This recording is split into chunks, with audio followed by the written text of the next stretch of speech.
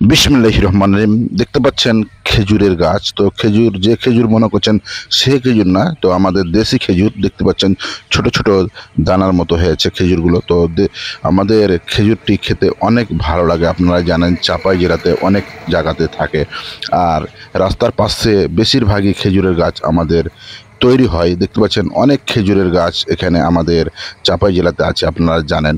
তো দেখতে পাচ্ছেন খেজুরগুলো অনেক সুন্দর সুন্দর, অনেক দেখে আমাকে ভালো লাগলো, তার জন্য ভিডিওটি করতে লাগলাম। তো আপনাদের কেমন লাগবে অবশ্যই কমেন্টের মাধ্যমে জানাবেন। আর দেখতে পাচ্ছেন অনেক খেজুরের গাছ রাস্তার পাশে, এই এই বাগানের মতো করে তিনারা করে রেখেছে কৃষক কিন্তু আপনার রাস্তার পাশে গাছটি লাগিয়ে রেখেছে। তো দেখে আমার জি ভরে গেল, তার জন্য আমি ভিডিওটি করতে লেগেছি। তো আপনাদের কেমন লাগবে অবশ্যই জানাবেন। আর অবশ্যই এই খেজুরগুলো আপনারা যারা যারা খেয়েছেন অবশ্যই কমেন্টের মাধ্যমে জানাবেন। আর খেজুরের গাছগুলো দেখতে কেমন লাগছে অবশ্যই জানাবেন।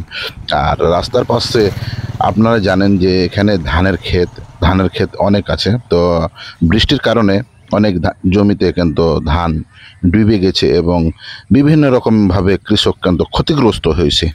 তো এখানে দেখতে পাচ্ছেন খেজুরের গাছ, তার পাশাপাশি কিন্তু কৃষক লাগিয়ে রেখেছে। তো এখানে খাওয়ার জন্য ছোট বাচ্চারা খায় এবং বড় মানুষও খায়। এই খেজুরগুলো অনেক সুন্দর লাগে।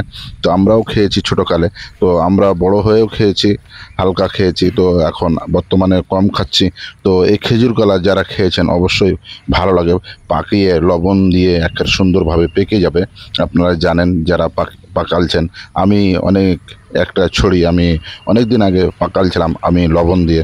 তো অনেক আমাকে খেতে ভালো লেগেছিলো। তো আপনাদেরও ভালো লাগবে, অবশ্যই আপনারা খেজুরগুলো খাবেন। এবং আমাদের সৌদি আরবের খেজুর, আপনারা যে খেজুর মনে করছেন সে খেজুর না, কিন্তু আমাদের দেশি খেজুর। আপনারা জানেন বাংলাদেশে অনেক জায়গাতে উৎপন্ন হয় এই খেজুরটি। তো দেশের বাইরে থেকে যারা দেখছেন অবশ্যই আমাদের বাংলাদেশকে অবশ্যই ভালোবাসবেন, আর লাইক কমেন্ট শেয়ার করে অবশ্যই ভিডিওটি অন্যজনকে দেখার সুযোগ করে দিবেন। এখানে দেখতে পাচ্ছেন রাস্তার পাশে কিন্তু অনেক পানি, পানি আর পানি। দেখতে পাচ্ছেন মাঠ ভরা ধান ছিল। তো ধানগুলো অনেক কষ্ট করে কৃষক উঠালছে। দেখতে পাচ্ছেন রাস্তার পাশে অনেক ধান। আপনারা জানেন রাস্তাটি অনেক সুন্দর।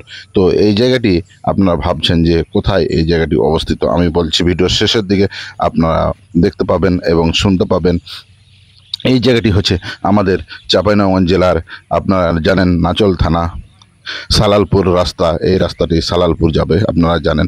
তো মলিকপুর থেকে সালালপুর রাস্তাটি আপনারা জানেন। অনেক গরু চড়ছে এখানে, দেখতে পাচ্ছেন অনেক গরু চড়ে খাচ্ছে এবং সন্ধ্যার সময় আমাদের কৃষকের গরু ঘরে চলে আসবে, আপনারা দেখতে পাচ্ছেন।